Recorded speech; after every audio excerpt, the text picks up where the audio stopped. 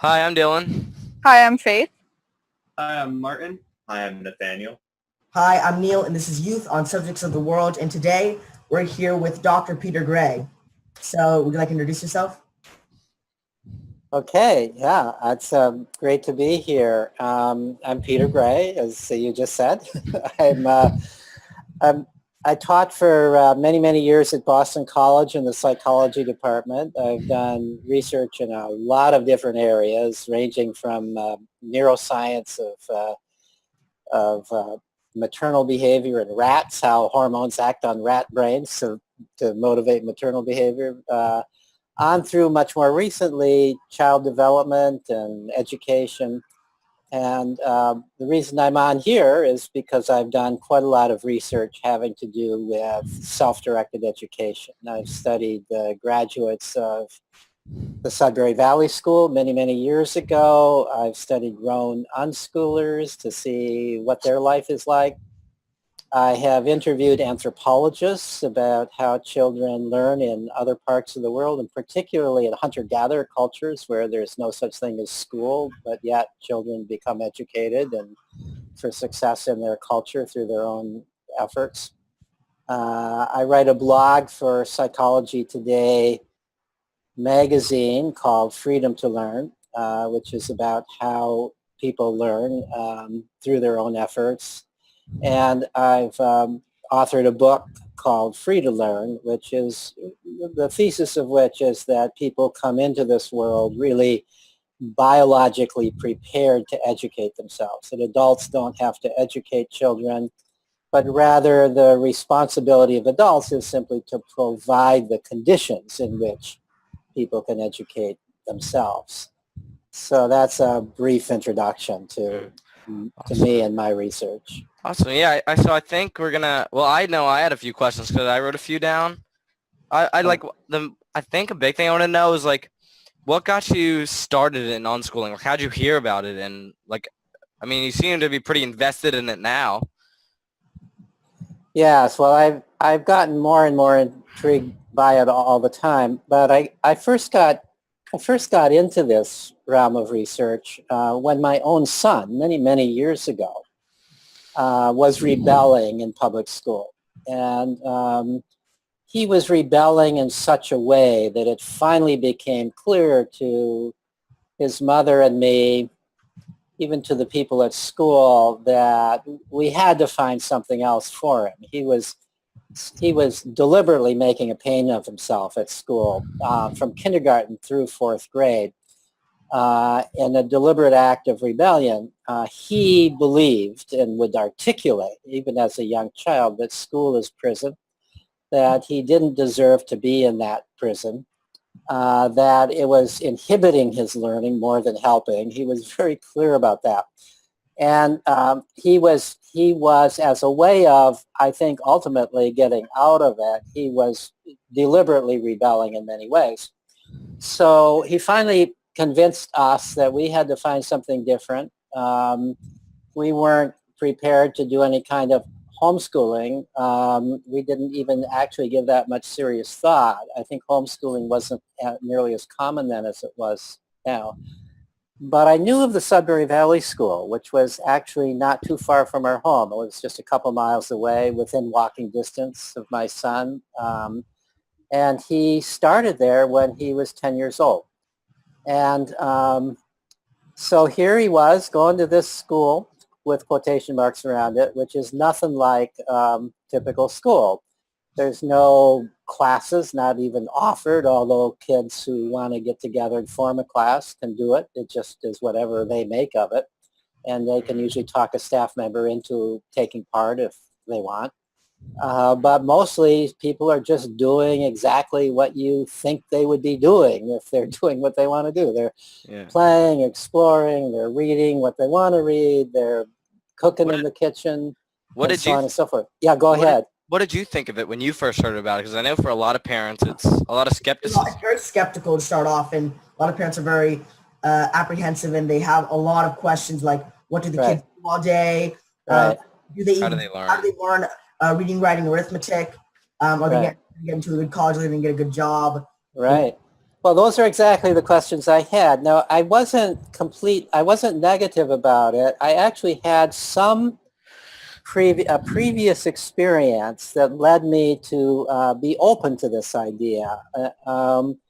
It turns out I have a much younger brother, who's 12 years younger than me, who also rebelled at school. And my mother started a little free school in Vermont.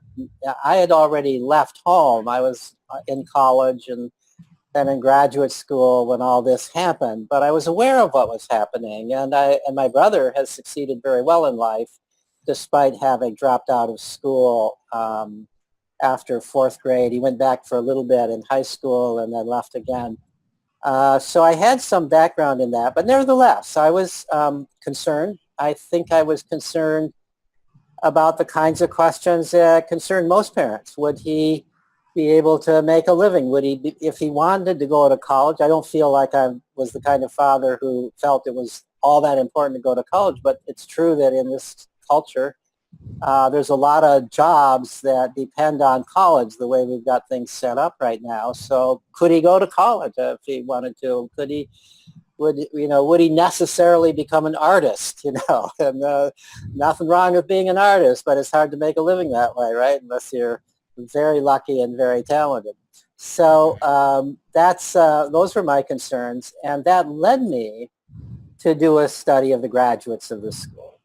So it was not a disinterested scientific study. I had a lot of personal interest invested in this. If the graduates of this school were not doing well, I wanted to know that so that I could play some role in finding something different for them if that were the case. Well, so I did the study. This was a long time ago. Already there were something like 90 graduates of the school, and I was able, with the help of a part-time staff member at the school, to contact almost all of them. And they filled out a questionnaire, and we interviewed some of them directly. And they were doing very well in life. Those who wanted to go to college didn't seem to have any particular difficulty getting in. They'd gone on, the graduates as a whole had gone on to the whole range of careers. So this had two effects on me. One is it led me to relax as a father. I didn't have to worry. It seems like he had at least as much a chance to go on and whatever he wanted to do going to Sudbury Valley as he would have if he stayed in public school. As it turns out, for him specifically, had a much more chance. Public school would have destroyed him. And the other thing is that it led me as a researcher to become fascinated. And so here, that study showed, somehow these people are becoming educated and they're not doing what looks like school. So how do they become educated? And that is what led me to do research on how children are learning, how young people, children and adolescents learn through play, the value of conversation, the nature of curiosity, all the things that eventually went into my book. It's really fascinating. Now- I don't know, but Neil, do you have a question? Yeah, I do have a question. Okay. So I wanted to talk just really quick about a study that you did with Dr. Gina Riley, the one that involved 75 unschoolers that were adults now, and how they pursued higher education, and I guess, and if not in layman's terms, how they turned out, right? So Right. I just want to talk about, so I think one of the most interesting things that I found is that, so for people that, haven't read it, the groups there were 75 participants were split into 3 groups. Group number 1 had no schooling. Group number 2 had no schooling past 6th grade. And group number 3, the last 2 years of, which would have been high school, they must have been unschooled. Is that correct? Yeah, at least their last 2 years they had to have been, but they might have been unschooled for all of their high school years. Yeah, it says that the median range for years of schooling was around 8 years for group 3. So, but yeah, so what I found out really interesting is that working on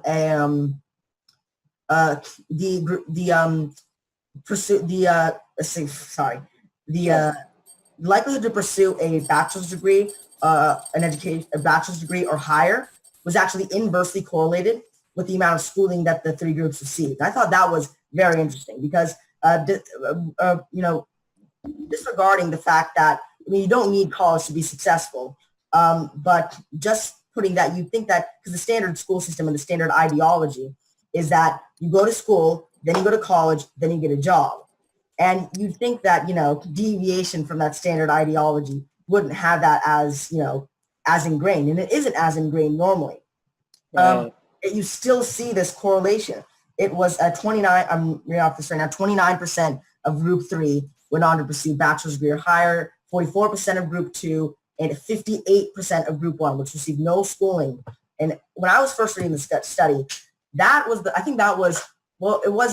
was one of the things that I found the most surprising, because I expected them to be successful, but I didn't expect them to actually go out and pursue those high levels of education. I think that just shows that not necessarily that you will become, you must go to college, or you will go to college if you're unschooled or Sudbury schooled. Right. I think it's just saying that path is definitely open and definitely available.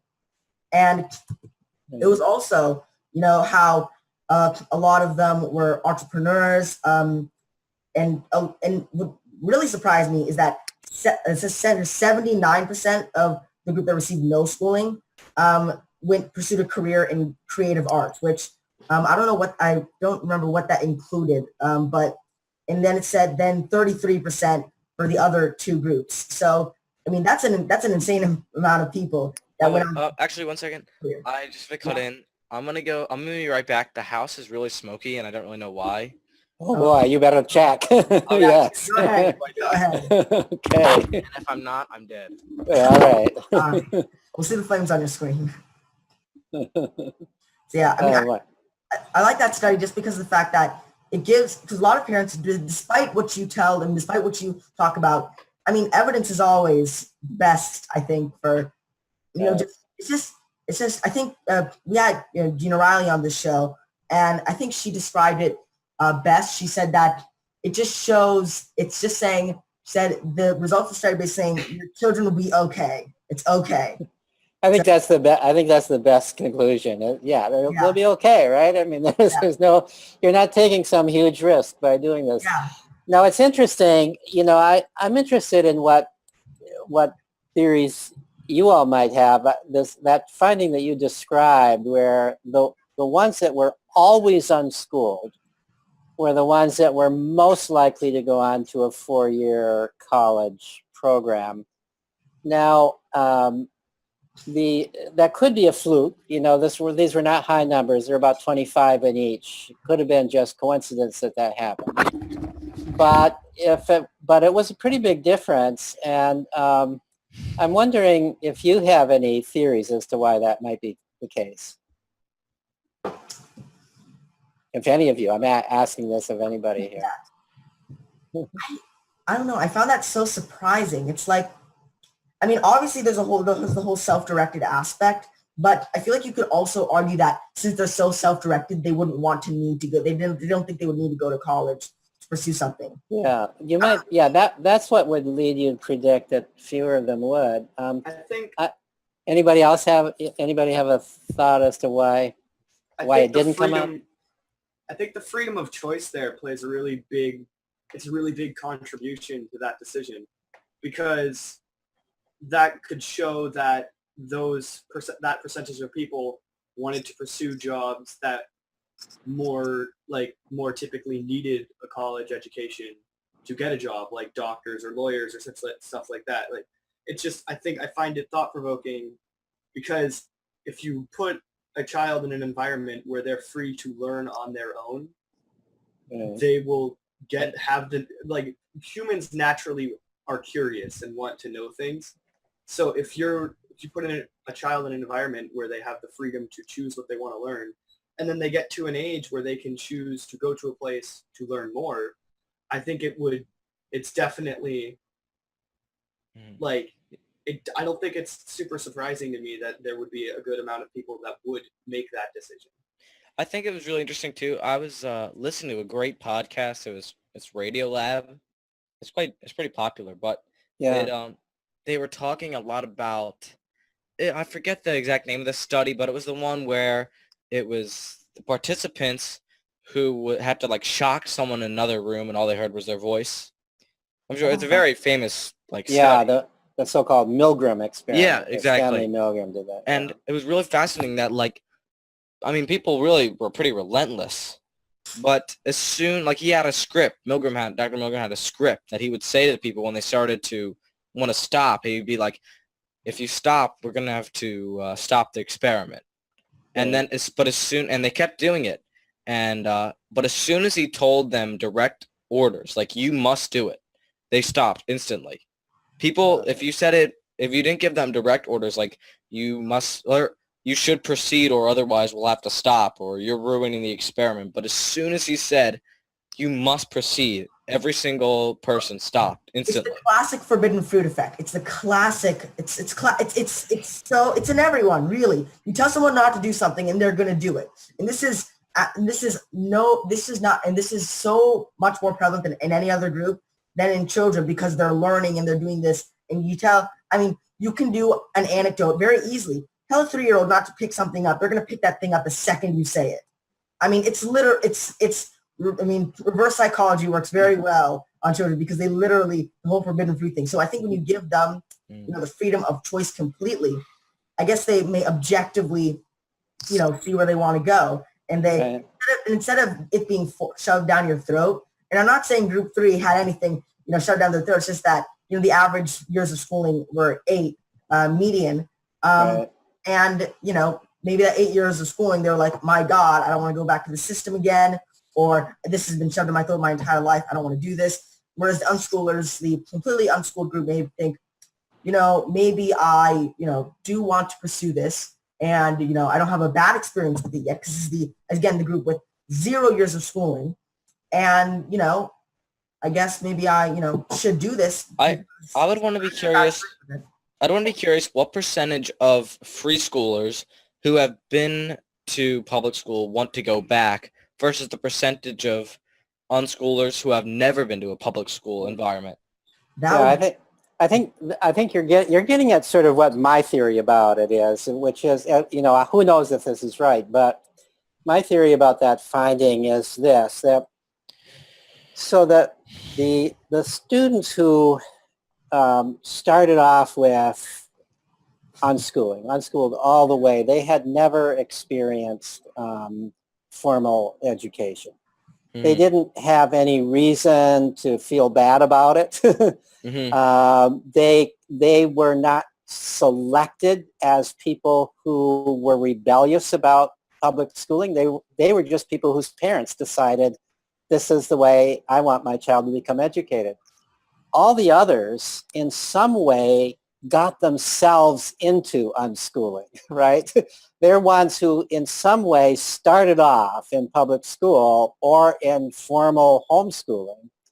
And somehow there was an evolution towards unschooling over time, probably resulting, at least in part, from the fact they really didn't like public schooling. They didn't adapt well to homeschooling, to formalized homeschooling.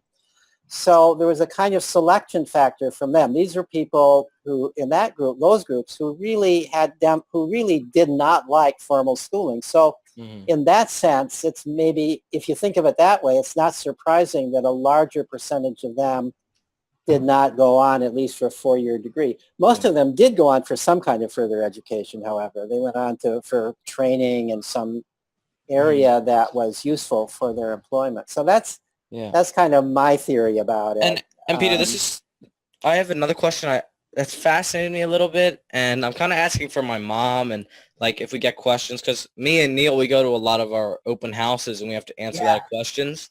So I have 2 that are very similar. So for my mom, she's a big writer. Like she went to college and she minored in English, and like she likes to write a lot, and she's a pretty good writer.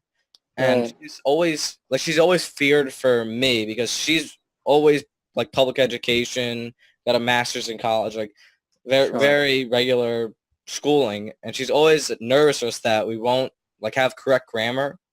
And I know a lot of or just not just grammar in general, but just being able to be good writers. And I know she Right. fears for us that we'll never be able to be good writers. But I mean, my always argument is like writing has always been important to her because she's always been good at it.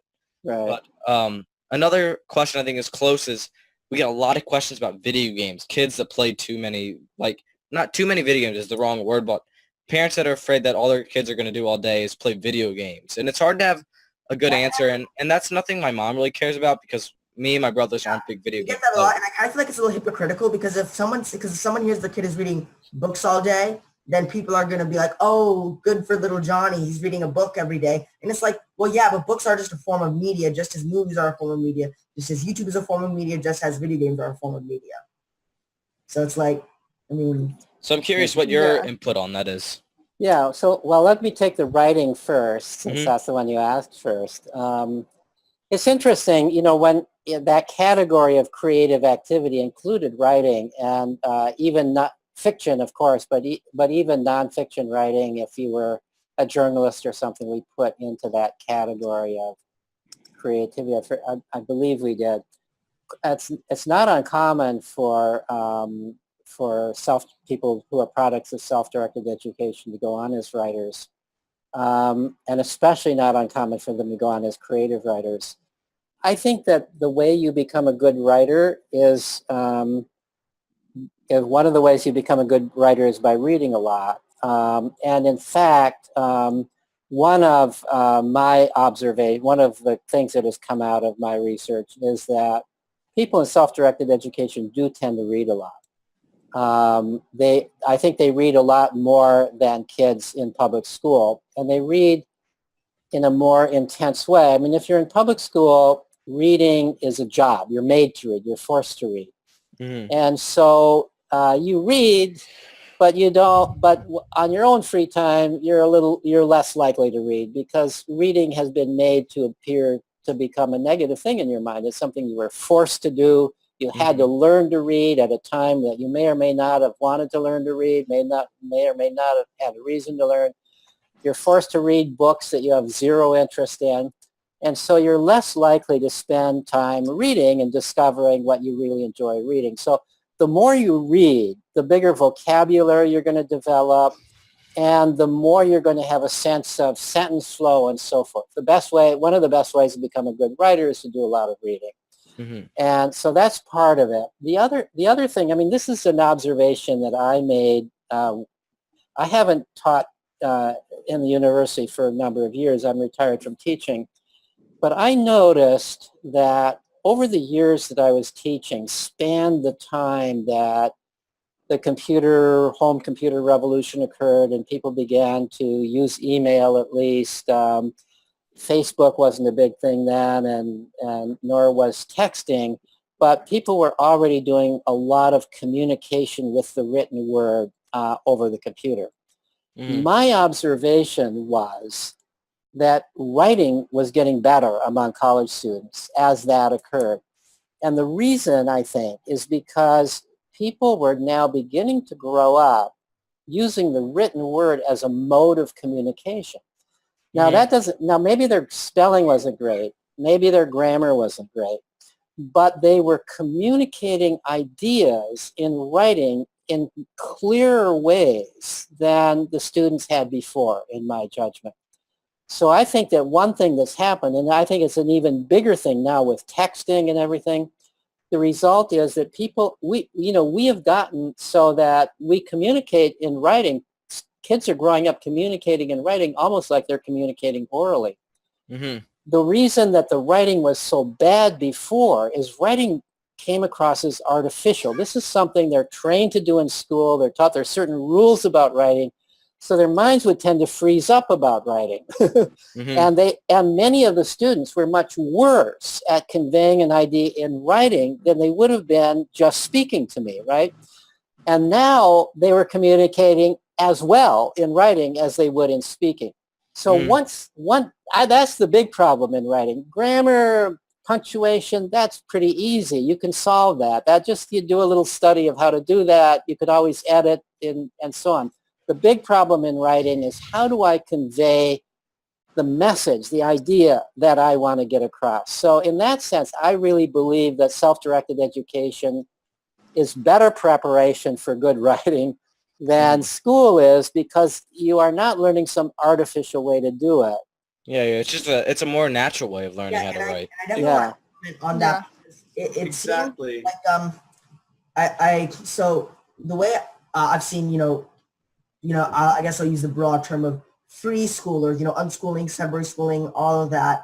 The way they learn, what people like to call the basics, reading, writing, arithmetic. Right. They seem to learn it more of in school.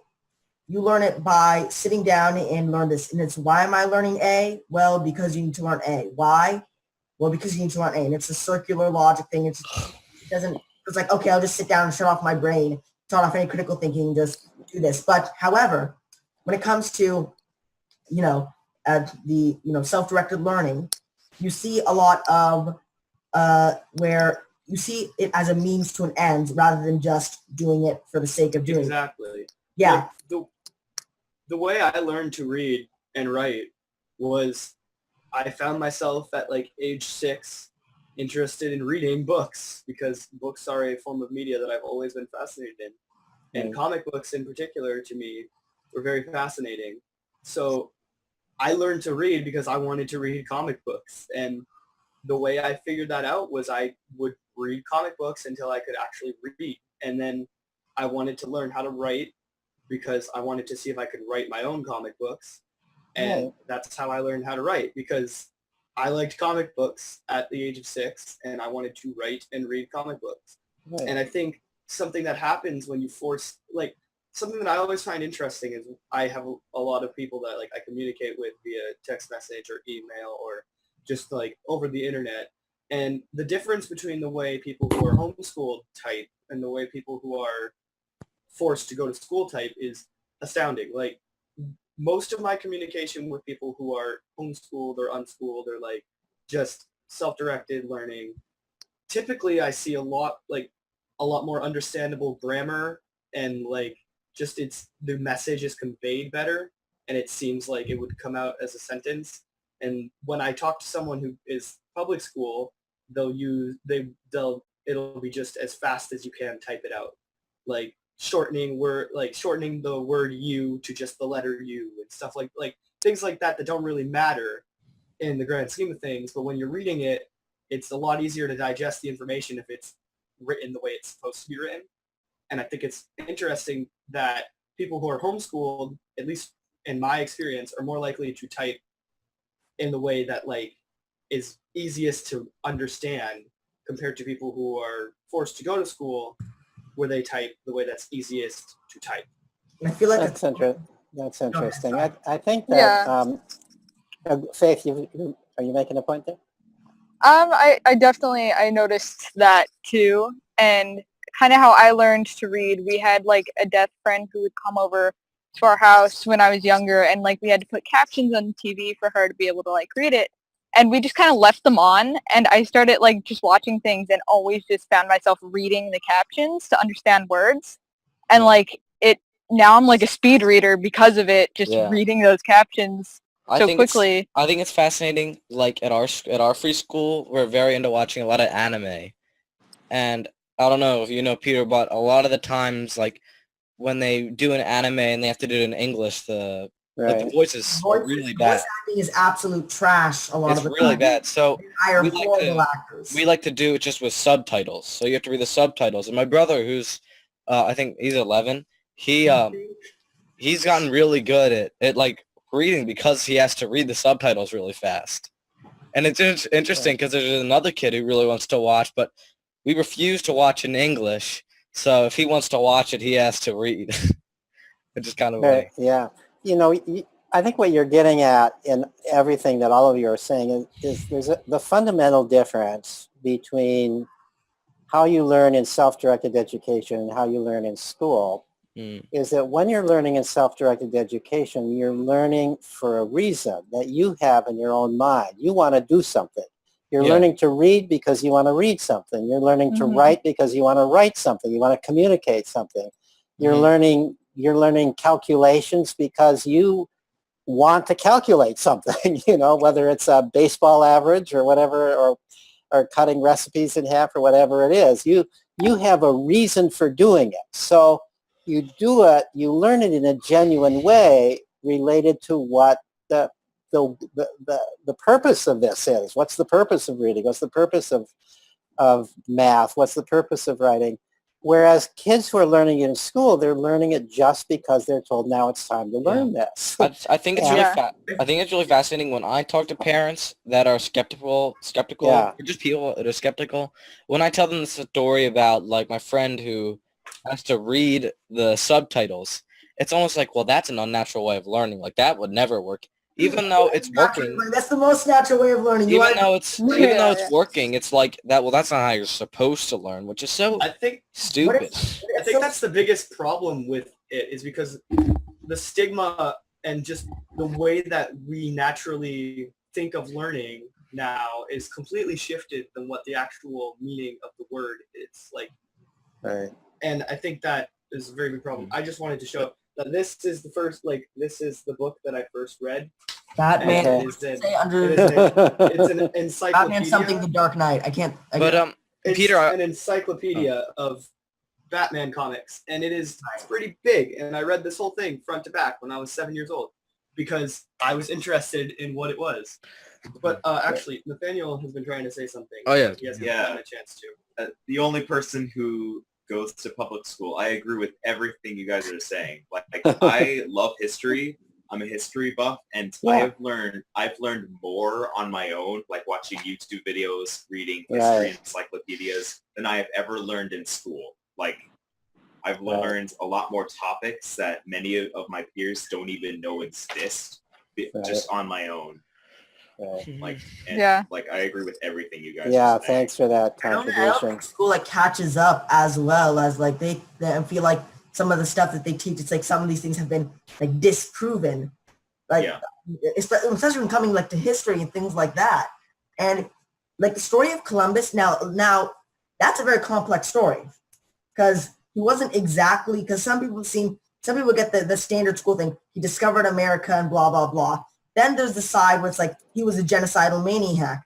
But it's actually somewhere in the middle. I just recently learned by watching this like 30 minute long minute long video called In Defense of Columbus. And it was a very interesting video. Uh-huh. But so Actually, Neil, I wanted to, Peter, I don't know, can you elaborate on like the video games question? Yeah, let me go back to that. Yeah. So actually, video games is something I've done a lot of writing about. If you look at my Psychology Today blog and look at the table of contents there, you'll find that I've written 5 different blog posts on video games. And the reason I have looked into the research on video game play is because I do a lot of speaking to many different groups, not just unschoolers groups and so on, but to public schools, to many parents groups about the value of play. And one of the first questions I was always asked by parents is, well, what about video games? And the assumption that they seemed to have was that video games are bad and we need to limit screen time in general, as if screen time is all the same kind of thing. And even as if video games are all the same kind of thing. So I didn't exactly know how to respond to the question. I'm not a video gamer myself, although my son has always been a big video gamer, and I know people who are and so on, but I've never been into it myself. So I couldn't speak from direct experience, nor had I done any research on it. So what I did is I examined systematically the research that has been done. It turns out there's a lot of research done on the question of are there any beneficial or harmful effects of playing video games a lot? And there are all these, what I have now come to call myths out there about the negative effects of video games. And I could run through these myths. I sort of, collected what they are by looking at what people are saying and writing about video games who believe they're harmful. One of the myths is that playing violent video games causes real-world violence, that somehow if you are playing these violent video games, you're going to go out and act that way in the real world. there's zero evidence for that. There are studies that purport to show that playing violent video games increases violence. But when you look at those studies, Like correlation. in no case is it real violence. Every case, it is some kind of laboratory simulation of violence, and it's always a short-term effect. And it is by no stretch of the imagination is this real world violence. Moreover, there's a lot of explanations for why you would get that effect. The best studies that have been done where looking at real world violence show not only no evidence of cause effect, but not even a correlation. In other words, there's not even any evidence that people who play that people who are more violent in the real world are more likely to play violent video games than anybody else, or vice versa. So the best study that I know of was one done with a large number of boys and young men who lived actually in a high crime area and were of a population where there's fairly high violence. And they looked at how much violent video games these boys and young men were engaged in. Actually, they were all boys at the beginning, all teenagers at the beginning of the experiment, of the study. And then they looked at real world violence. They actually collected court records. And the result was no correlation at all. The people who were playing lots of violent video games were no more likely than anybody else to have been accused of a crime, of a violent crime. Not surprisingly, people who for whom there was violence in their home were much more likely to commit a crime. So exposure to real world violence in your real life increases your likelihood of being violent. But pretend violence on video games does not. I've just been absolutely convinced of that. You know, there have been a long history of trying to prove that children's play with violence somehow predisposes them to violence or inures them to. I mean, when I was a kid, this was in the 1950s, we all played cops and robbers. We shot one another with cap guns. You know, we engaged in this so-called violent play. I murdered lots of cops as a kid. Right, but I didn't go up to be a cop killer, right? Nor did my friends, as far as I know. So so that's number one. Number two, there's a belief that you read various things about how playing video games kind of rots the mind. It's this dumb kind of thing you're doing, and so that nothing could be farther from the truth than that. It turns out that, and there's actually a lot of research, and I could refer you to review studies that make this point. There's actually nothing that has ever been discovered, no kind of activity that's ever been discovered that builds intelligence better than video games do. Really? That's true. Well, I'd love to see those studies. Take a look in my blog post on Psychology Today. For sure. For a post called The Cognitive Benefits of Video Games. Don't take my word for it there, but I give many references there to the studies. And you'll, among other things, see a review article in the American Journal of Play that is written by three very prominent researchers who compiled these data. So one of the first findings relevant to this is that kids who play a lot of video games have higher IQs than kids who don't. So that's a correlation. There's two possible. I was going to say that's a correlative. That is a correlative. There's two possible explanations for that. Maybe it's just that smart kids are more likely to play video games than kids who have lower IQs. And the other possibility, though, is that playing video games actually increases your IQ. So then they actually did experiments. They took people who don't play video games, and as part of the experiment, half of them were assigned to play a certain video game, that different experiments use different games over a course of, a certain number of hours a week for a certain number of weeks. And they measured various kinds of cognitive abilities of the same kind that are measured on IQ tests, things like ability to make quick and accurate judgments, ability to hold a lot of information in your mind at once, ability to pay attention to what and figure out what's important versus what's not important, and so on. And it turns out that, lo and behold, the group that plays video games becomes better at those things than they were before. The group doing the control thing does not become better.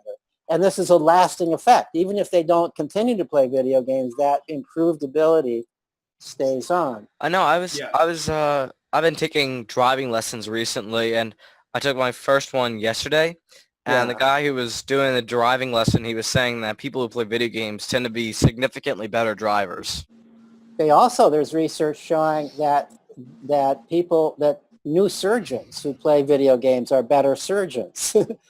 Not surprisingly, new airplane pilots who play video games are better pilots, and so on and so forth. There are a lot of careers for which the kind of skill that is developed in video games. There are also many studies that suggest that people my age ought to be playing video games. There's evidence that it protects against the degenerative effects of old age on mental capacity. We tend to lose memory. We tend to lose some of our ability to make quick judgments, to think quickly, and so on and so forth as we get older. And there's research showing that playing video games tends to reverse those effects in older people. Yes. Something that I think something that's interesting is the stigma around video games. I think a lot of the issues that people claim to see in children is a direct result of our school system and our parenting rather than a result of video games. And I think something that has happened pretty historically, just in everything from large-scale situations to little arguments in like families or friend groups, is people don't tend to like to think about what they've done to affect situations they see, and they tend to look for reasons that are out of their control to focus on, because it's much easier to find something that isn't something as a scapegoat. to find something that isn't something that you created or are part of, to blame. So let me give you an example of that. So one claim for which there is some truth is there are a fair number of very depressed people who play a lot of video games. And the assumption that is often made is that playing video games has made them depressed. They're depressed because of that. But an alternative hypothesis, which actually in the interviews seems to bear out, and it fits with, I actually have a friend who does therapy with video game players who believe they're playing too much, and they come to him for help. His belief, and there's actually some research evidence supporting this, is it's more likely the other way around. That if you're depressed, you play video games because it's almost the only thing you can do that helps relieve your depression. If you're depressed, you don't feel like going outdoors and meeting friends. You don't get involved in other kinds of things. But video games are easier for you to become involved in, and also it may take your mind away from some of the things that are depressing you. So the fact that there is that correlation does not necessarily mean that video play is causing the depression. In fact, I don't know of any evidence indicating a causal relationship between playing video games and depression. Yeah, I think it's very fascinating. I was listening to a great documentary made by Vice News, and they were talking about video game addiction in Korea. Yeah. And my brother, he loves to play this game. My little brother, he loves to play this game called League of Legends, which is an incredibly popular video game. And like Korea, like most video games, are much better than everyone else, with not really a close second. Right. And like Korea has one of the highest video game addiction problems. And part of the documentary, they went to a video game addiction specialist, and he was talking about how the difference between the brains of a professional like League of Legends player and someone that's addicted to it. And the person who's addicted to it is using it to sustain themselves, and the person who's a professional is trying to attain a goal. So by playing whatever 12 hours a day, they're not doing it because they need to. They're doing it because they want to become the best. And Right. I thought that was really fascinating. And also Korea, Mm. their school system is really crazy. And I think they have Right. one of the highest suicide rates in the world, like a very depressed culture. So, I think you've made a good point, and I think that there are people who play a lot more video games, play video games more than they otherwise would, and they're doing it because they don't have other routes for meaningful activity. The other routes are being closed off to them.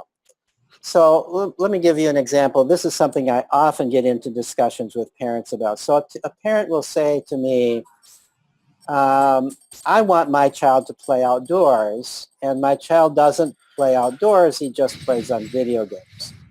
And so I'll say to the parent, well, what options does your child have for playing outdoors? Are there other kids to play with outdoors? Is your child free to get away from adults outdoors and play? And oftentimes the answer is no. And so, of course, people don't want to just go outdoors just for the sake of being outdoors. They want to go outdoors to play and be involved and do interesting things and have adventures. And you can't do that if there's some adult following you around and telling you what to do. When I was a kid, and throughout most of the world, throughout most time, children, even as young as 5 years old, were free to just go outdoors and play, and there'd always be other kids outdoors, and you could get into adventures. You could have real world adventures, and you could make things, and you could get lost and find your way home, and you could get in trouble and get your way out of trouble. I mean, life was exciting outdoors. That's no longer true because we're so risk averse with our kids, so overprotective that we don't allow kids to have real adventures in the real world. Well, then why should we be surprised that they go to the computer for adventures? Yeah. It's Exactly. like, little Billy, I little Billy, get off the computer and stop playing video games. But don't go outside and Right. don't just sit on the couch. You got to do Yeah. something, but you can't do anything. Something, Right. do anything. think But I also, think that leads like perfectly into like, what were you saying? just real quick, I think another issue is people, like, something that I've had discussions with my parents about it. Like, my mom's like, oh, I would love to I have a lot of younger siblings. Right. Like, I have no problem myself with letting my children play outside, is what she would say. But something that tends to happen quite often is other people see children outside on their own and have an issue with that. And there was actually a case in my area in the last few years where that happened to someone in the area, where they got the cops called on them because their kids were outside and they weren't outside. I actually saw this exact thing happen. So there's this little boy in our neighborhood that then he was, just over, he likes to ride his, tricycle or whatever. His name was Neil Karkanis. And but he just really, so he was just, over, his parents were actually, because he'd go out on the tricycle and he just come over to, it was a small neighborhood, so he'd just come over to our house. And he was over there, and then so we were walking outside and he was there, and he got back on his tricycle, and so my dad was like talking to my sister or something. We turned around and he was going down the road, so we turned around, go get him. And but the thing is first of all, let me just say, I mean, there weren't really any dangers on the road. It was just a road, and he was just going down, and it's a neighborhood road. It is a residential road. In fact, it's not even one of those residential roads where you can drive. It's a dead-end road. So there's no point in going through there unless you're unless you're delivering mail or you're doing something else or whatever. He was going down there. So yeah, my dad went to go get him, and his parents came in and they were talking, and and this parents thing, that always happens. He just comes over to our house. He's great kid. But the point is, they got Child Protective Services called on them. Like, the kid just can't be wandering around doing stuff. It's like, it's a kid. It's like, are you kidding me? And it's just ridiculous. And my dad had to go over there and try to and it was because the real reason was something so petty, like a homeowners association meeting was happening or whatever, and one of the members of the family didn't agree with it, and and then that happened. This has been going on, the whole kid going around but you cannot take it out. It's like there's so much this culture of like helicopter parents over their kids, and it leads perfectly into one of my biggest pet peeves is what I like to call just unnecessary, just stopping kids. It's not a coined saying. I don't know what I'd like to call it, but it's just parents just stopping kids from doing things just unnecessarily. I'll give an example. I was at the dentist in the waiting room, and there was a kid there, and he was just sitting there. They had like little toys because it was like dentist for kids. It was what is it called? Orthodontist? I don't know. That's an orthodontist for braces. Oh, right. Whatever. But so pediatric dentist, I think. I don't know. But so the kid was like playing with his toy, very quietly sitting in his chair, playing with the toy, and the mom was like, okay, now put it back. It's like, what the hell? Why does that matter? The kids, I was seething sitting in my chair. It's like, cause this mom sitting there on her phone. It's like, okay, put that back now. Why? And then the kid tries to like move a chair, one of like the little toy chairs over to sit down on. And she's like, put that back. It's like, why can't the kid just occupy himself? Yeah. You just sit there and you're texting your friends on your phone and he can't do that. Like, it's just ridiculous. You can't just sit there and play with a toy. I mean, this is like a 6-year-old kid. And other than that, you have no strong feelings about it. yeah. Yeah. It's Well, one thing I might suggest is, there's actually an organization which I'm part of, along with Lenore Skenazy. Lenore Skenazy wrote the book Free Range Kids, which documents the changes that we're talking about. And she and I are founding board members of an organization called Let Grow, in which are trying to change this culture. But what's happened over the years has been a gradual change ever since it's really started way back in the 1950s, gradual change of increased belief that the world is dangerous out there, even though the reality is it's not any more dangerous than it was before. Mhm. And it's less dangerous now than it was statistically yes, less dangerous absolutely. than was true. So, and even people can legitimately fear traffic, but even in areas where traffic is no concern, parents don't let their kids out. The biggest fear that parents have, believe it or not, is that their child is going to be snatched away by some stranger danger. And the truth of the matter is this almost doesn't happen. It almost doesn't happen. It does happen, and when it does happen, it gets everybody hears about it. But it's a very, very rare. In fact, I just read an article that said that in Canada, think of how big Canada is. Over the last 2 years, this has happened once, one time. In the United States, it would be somewhat more because the population is a little bit bigger. Somebody figured out that there's less than one chance in 14 million that your child will be snatched away if your child is out there unaccompanied by an adult, no matter how old the child. So so we have this unrealistic fear. I mean, the chance of this happening is less than the chance of being hit by lightning. So so we have this unrealistic fear, and that fear has pervaded the culture. And what has now happened is it has become a moral issue. So if you as a parent allow your child to go outdoors to do something like walk to school or go to the store or, go play in the park without an adult, and your child, even many people, this is true even for their teenage children, but if your child is say 8, 9, 10 years old, this is regarded now as negligent parenting. Everybody sees it as negligent parenting. Whereas it was completely normal parenting in the past. This was the life of children. They were out there playing and exploring on their own, figuring things out.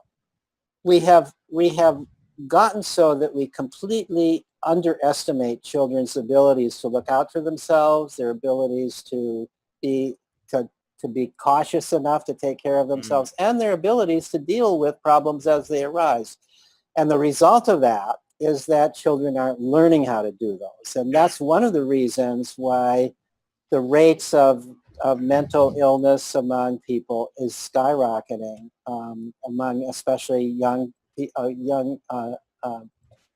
especially teenagers and young adults, because they're not acquiring the kinds of abilities that you learn by having this sort of independence. They're always being looked out for by some adult.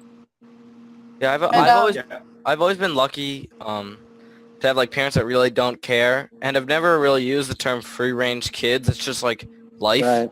You've Sure. just always been outside, and Right. it's really fascinating, especially this summer more than others, is like how a lot of our friends from the Sudbury School, we live pretty close to each other, and some days, like, well, it'll be very spontaneous that we'll just walk over to our friend Jeremy's house who has a pool, and it's like a mile away, and we're just like to our parents are like, we're gonna go to Jeremy's house, bye, and then maybe Yeah. Jeremy's house. Community. Yeah, maybe from our friend Jeremy's house, we'll go to our friend Owen's house, and he lives like probably another mile away. And by the end of the day, we maybe left at like 9 o'clock, and we're back at 5, and then everyone comes over to our house to make dinner. And that's just how I wanted to say, like, in the complex I live in, it's not even about some kind of fear of being, like, snatched up or anything. It's like they get weird about if any kids are out after dark or anything, or just, like, walking around, or if you skateboard or bike. It's a very restricted thing. And we even have, like, a little playground here, and kids over 8 years old are not allowed to use it just because of how strict it is. And it's like, it doesn't really make any sense to me how there's this strictness of this complex I live in. I don't know. Do they give any reasons at all for having those restrictions? I think it blatantly, like, it just annoys them. They just don't like it. Like, the board and stuff, they have meetings about it. Up everyone, and it's gonna, because all teens are troublemakers, and that's how it is. So, you know, Right. they're gonna go there. I like your hand motions. But that's the other thing that's happened. We've really become a culture that is intolerant of young people, and it's partly, you know, we've become a very adult-centric culture. And one of the things that's changed since I was a kid is that when I was a kid, kids sort of dominated in a sense. There were more kids than there were adults. And this was sort of the baby boomer time. I was kind of at the leading edge of the baby boomer. And so there were kids everywhere. And you kind of had to make accommodations for kids. And generally, cultures always have made accommodations for kids. Kids are kids. But we have become a culture where we kind of want kids to become adults. And so we do the things that actually prevent them from becoming adults, because the way kids become adults is through being independent, through getting out there. I want to elaborate on that. Because I've never really, like, at least where I live, I've never experienced much like that. But it was interesting because one time, me and my friends, it was just us. We went to a local pizzeria, and the way the pizzeria works, it's not typical. You walk in and they give you, like, it's a thing, it looks like a credit card, and they have stations, and you go to each station and you order what you want, and they swipe your card, and then when you leave the restaurant, they scan your card, and however much you spent, that's how much you pay when you leave. So we went up, we got our card, and we went up to order like you always do, and you just pay at the end when you leave the restaurant. You give them your card, and they were like, no, you have to pay right now. And I was like, why? That's not how it's ever worked in the past. And it's like made no sense to me. And then I have a story too after you. I was like, why? That doesn't make any sense. And they were like, oh, well, we've had kids stealing. And I was like, oh, they think we're going to steal from them. Yeah, they're kind of the same. Like, we have a pool here too. And even when I was, like, younger, like, you know, I wasn't, like, wild in the pool or something. I would go in and they would just, like, come up to me over and over, like, make sure you don't splash, like, make sure you don't do this. And it would be this nonstop thing, like they just didn't trust me because of my age. I think this is a topic that anyone who knows me knows I'm very, very, very passionate about. Something like, I think something that happens is, especially since, like, the invention of the internet, and just as media has kind of evolved and movies and TV are becoming more prevalent and things like that, just things are starting to become much more, like, media centered. I think something that has kind of happened is children are just kind of seen as like work and things that are supposed, like people are Right. forced, like, and there's the major assumption that children need to grow up as quickly as possible.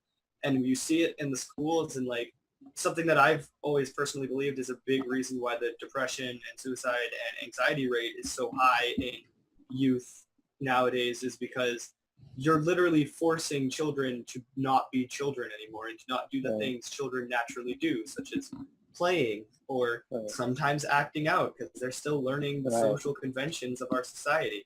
Right. And by forcing children to fit into like these little boxes of what they can and can't do, you're hurting them because when they're old enough to make their own decisions, they're going to not know what the right decisions are to make Right. because they've been, Yeah. everything's been decided for them their whole life. And now they're thrown Right. into a world where, oh, I'm like, I don't know how to spend money. I don't know what's good for me to eat. I don't know Right. where to live. I'm in a bunch of debt now. Like there's no real preparation for a realistic world. And you have people who are 30 years old and don't know how to be an adult because they were literally never taught.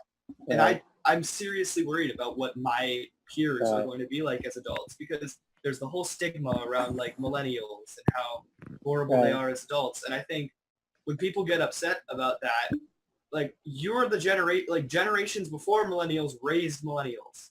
So there was an Right. issue in how you rate. People don't just turn out poor or whatever. Like I'm not even going to comment on it because it's subjective, but people turn out how they're raised.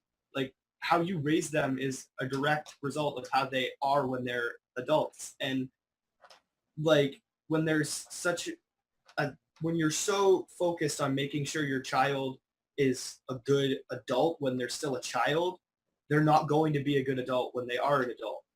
And that people Yeah. seem to not realize how damaging it is to force someone to be something they're not. Yeah, there's these expectations. So like, I know my friend, I was like, it was when, that's what I was trying to say when my friends and I, we biked over to a Wawa because we just wanted to, it was my cousin and my friend, and it was like a relatively like long bike ride. We just wanted to go there just for like the novelty of we biked over to this Wawa and we're gonna sit in the woods and eat from the Wawa. But so we went in there, and I don't know, we spent around like, I don't know, 10, 11, because we had like obviously we have a finite amount of money, but we had like a small amount of money to spend. We tried to like divide it up and try to make sure like, okay, what are we going to get here? And you know, who's going to get what and how much does that cost and all that, you know, stuff. And this just woman is just like, you guys need to buy something. And we're like, well, that's what we're doing here. What do you, I mean, Yeah. and it's a Yeah. wall. We're going around. Exactly. Like Yeah, and then I think what happens. you're going to have to leave if you don't buy anything. And you can't be causing any trouble. It's like, I guarantee you, if we were adults, it wouldn't have happened. If we were younger, Yeah. it wouldn't have happened. But Because we were teenage boys in that area, it's like, oh, we were in a Yeah. group of 3. Oh, no. Call I the think cops. what happens is you force children into boxes, they rebel. The assumption becomes that all teenage boys or like just teenagers in general are horrible people who are just going to act out for no reason because you've created a society where you've created a lot of people who do rebel. Like there's so much, and when there's people like most of the people on this podcast right now who are all like, other than Nathaniel over here, don't go to school, or like at least a traditional school, we are not going to do the same things as other children. So we are able to more easily recognize the stigma and like just how strange it is. Because obviously if I went to a pizza place or whatever with with 2 other people, I'm going to pay for my food and I'm going to eat it and I'm going to leave. But there probably is people who would go to a pizza place and try and steal pizza or whatever. But Right. that's not, because that's just the nature of people. It's what you've created them to be. You know, I think one thing that has happened, as I said before, is we've become much less tolerant of young people in many ways. I think it's always the case that part of growing up for some young people is doing things that are disruptive. But in the past, there was more tolerance of that. This was all right. This is something you'll grow out of. You know, it was not like it was taken as a serious crime, or this is a indication that this person is never going to be a decent human being. There was just kind of a general understanding. Yeah, sometimes kids get into trouble. Sometimes they create trouble. Sometimes they're noisy. Sometimes they don't pay for what they should be paying for. They're a little more likely to do that than adults are, probably, to be honest. But there was sort of some expectation, well, kids are kids, right? You know, that's, but we don't have that view anymore. And the result of that is young people are being deprived of the kinds of experiences that allow you to learn not to do those things, allow you to learn from consequences, allow you to learn from. So one of the research findings that I think is very telling here is that there's a clinical questionnaire called the Internal External Locus of Control Scale. And what this assesses is the degree to which you feel that you're in charge of your own life versus the degree to which you feel that you're kind of a victim of other people's decisions, of people in power, of luck, of circumstance, and so on. So an internal locus of control, that means to the degree you have an internal locus of that control, to that degree you feel you're kind of in charge of your own life. You can make your own decisions, you can solve your own problems, and so on. You have an external locus of control, you feel like you're sort of a victim of fate. This questionnaire has been given to teenagers, normative groups of teenagers, ever since about 1960. And ever since this has been used, the internal locus of control has been going down. Increasingly, people are growing up feeling like they have no control over their own lives. No surprise, because if we in fact are controlling kids all the time, we're not allowing them to go out and play and explore away from adults. We're not allowing them to figure things out themselves. We're not allowing them to solve their own problems. How can they possibly develop an internal locus of control? I think that's one of the primary functions of play. Real play is always self-chosen, self-directed. It's not something that adults impose on children. It's not something where adults are solving the problems. That's where you learn to solve problems.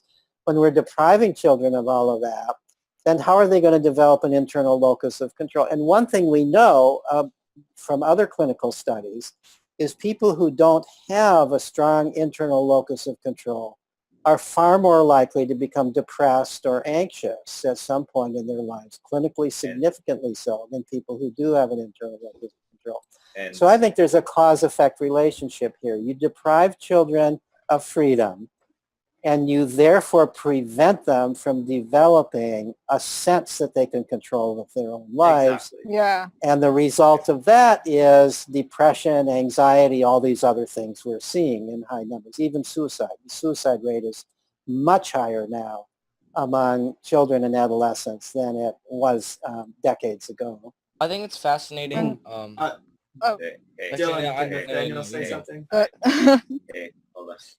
And sorry, going back to like video, I was thinking about, and like you, Peter, talking about how we don't really have self-control. Going back to video games, like in like survival video games, you have to make the decision whether or not, like, how am I going to get food? How am I going to get this resource? Like, how am I going to do these type of things? And you have more control over that, and you control your own, like, if you're going to survive or not. I know. Oh, and on the subject of that, so like today I'm friends with this mom on Facebook, and like she has 2 preteen kids, and she's a teacher, and she literally posted to all the millennials who want free education, healthcare, the military is hiring.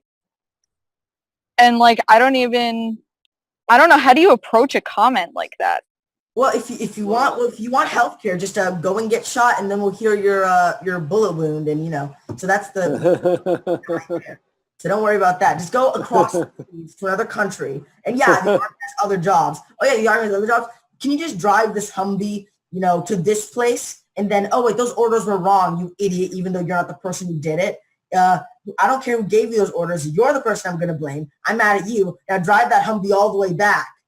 And you just get caught. Other than that, you have no strong Neil, feelings is that some about it. personal experience? Yeah, Neil. You good? Yeah, Personal experience, and I am extremely scarred. But I mean, talking about like the whole thing about what was I gonna say? Yeah, so talking about like how kids have almost like no control over their lives, and it's like the second you try to give like a little bit of free reign, it's not just the parents that are, you know, the ones who don't like it. Even if they are cooperative, like I know when Gina Riley was on here, she was saying that someone approached her, a neighbor knocked on their door, and her son was just getting answered and had a multicolored t-shirt and said, which color is this one? Which color is this one? Which color is this one? It's like, oh my God, are you kidding me? And I think the saddest part about the worst part about the saddest thing about the study that, you know, you were talking about earlier with the 75 people was that the unschoolers named one thing, named the most prevailing opinion of what was the worst thing that not the worst thing about being unschooler, the biggest downside. Right. And the biggest downside listed, this is adult unschoolers who some of them, their entire lives they've been unschooled. The number one thing was having to explain to people that don't understand it and can't comprehend. That. I have one last thing, and then I kind of have to go. Okay. Because my brothers are kind of getting anxious. But Peter, I was thinking, I always visualize this thing where it's like how crazy the idea of public school is.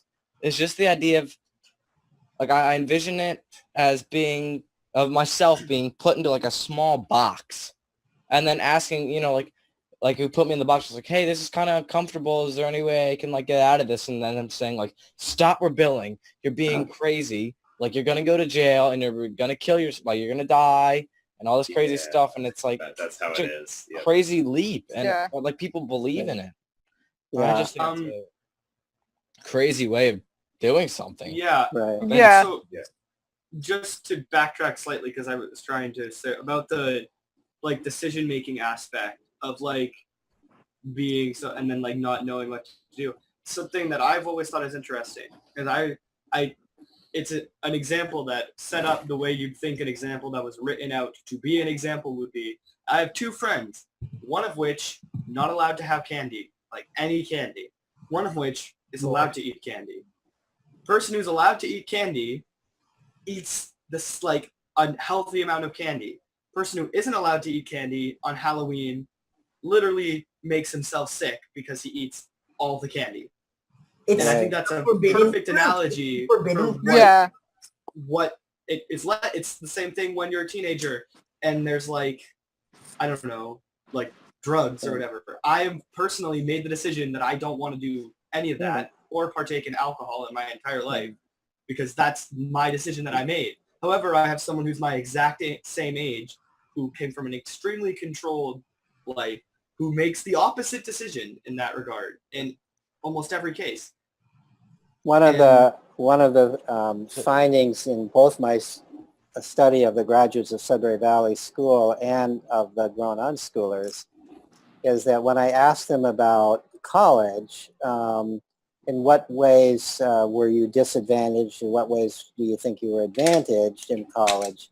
The primary advantage was that they saw themselves as being much more responsible in their behavior. Exactly. They saw their roommates, they saw the kids from public school drinking every night, skipping classes, and so on and so forth, because these were people who hadn't grown up with the experience of taking charge of their own lives, making their own decisions, and knowing how to deal with the consequences of that. And so now they're off to college, away, not totally independent, because oftentimes their parents are on the cell phone with them every day, but nevertheless, there's no parent there directly there, no teacher there directly there telling them exactly what they have to do, and they haven't had experience with that before. So so I think I got to get going, but thank you so much, Peter, for coming on.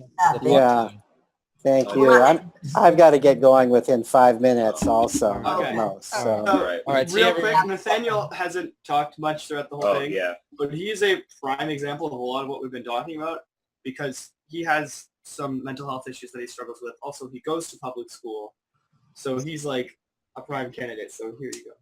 Yeah. So public school, pretty great. Not really. That is wrong. Nope.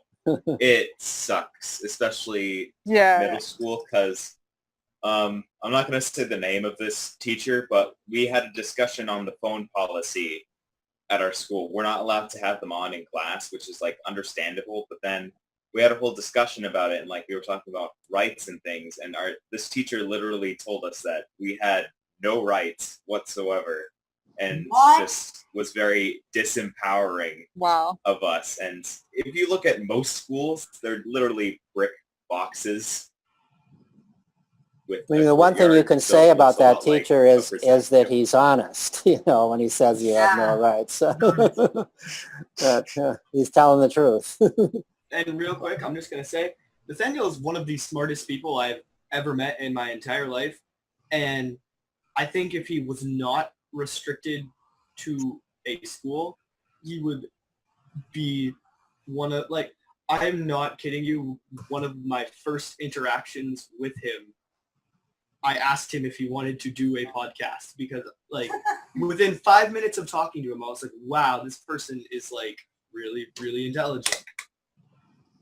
Like, honestly, after this podcast, I'm really thinking about asking my parents if I don't go to high school and instead switch to, like, just being on my own, maybe, like, working with Martin and researching some things, like, Right. just doing it on my own. Because, like, I want to go into, like, sound design and, like, lighting design, and they don't teach that in school. And, Right. like, so, and, like, theater, things like that. I have to do that most of the time I have to do that on my own. So I'm really thinking about, after this podcast, and, like, talking with my parents about it. And, yeah. Oh, good. I wish So, you like- well on that. Yeah. Real quick question. So, like, how do I kind of deal with being friends with, like, that teacher who's a mom and, like, I'm friends with their kids? Probably it's- just don't say anything. Yeah. Like, yeah, how do you be comfortable with that when you, like, you're close with someone and then you find out their opinions are, like, very strong about something? Yeah.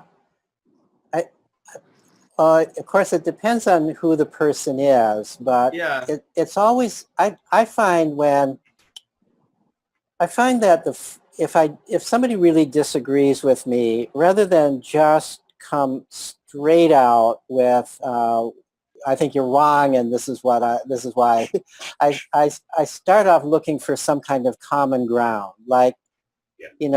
Now I don't know how this would work with you talking with this person, but if I'm talking with a parent who has a very different view than I do of child raising, my first question would be, kind of, what are your goals for your child? What is your dream for your child? And then they might start say, well, I want my child to be happy. I want them to be able to make a living. I want them to be a good person. I want them to be, and then I'll talk about, well, that would be my goal too, and then you can move to sort of, how does one achieve those goals? Exactly. And then Okay. you talk about, and then you can talk about so try to get people to take a step back and think more distantly. Sometimes I'll even say to somebody, I'll oftentimes give this in a talk to parents, what is it that you would like to see written on your gravestone? Made it to Harvard, or was a good person? Right? Everybody would choose good person, right? And so Well, then the question is, how does one become a good person? What does it even mean to be a good person? And if that's the goal, then why are we putting so much effort on getting high grades in school and all of that kind of stuff, which actually, to be honest, doesn't even really increase your chance to go to Harvard. You have as big a chance to go to Harvard from unschooling, maybe a bigger chance as if you get all A's in school.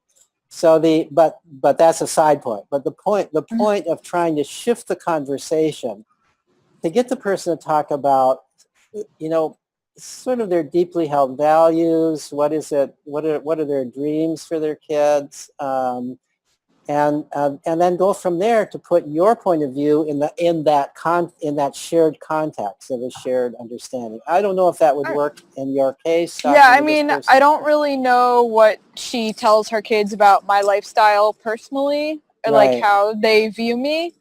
Right. So yeah. Yeah, it is. It is sort of hard to be.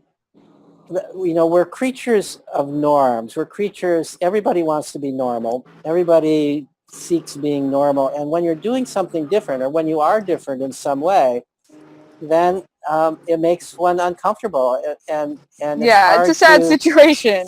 And so I think Especially that if normal is not necessarily what you perceive as morally right. that's exactly right. Yeah. So that's the situation people are in. Peter, you said you had to leave. Do you want to just normally do like a closing statement thing? So I guess you can go since you're already talking. Yes. So all right. So I've enjoyed this very much. It's been so much. Yeah, Great. Thank you. Great to meet you. Yeah. An honor to have you on because I've been a really big fan of your work. Well, thank you. Pretty much my entire time of like consciously being able to think about this sort of subject. Well, thank you. Like when I actually I freaked out when I got the message that you were going to be on the show. I was like running around my house. I was very excited. And for the hour and 30 minutes, I knew you existed and what you stood for. As I told you, now I'm really thinking about asking my parents if I can be unschooled. So thank you so much for this well, thank experience. You. Thank you. Give your parents give your parents my book as a gift. See if they would read it. Free to learn. So all right. Okay. Have a great evening. All right. You Thank too. you. Thank Bye-bye. you. You too. Thank you.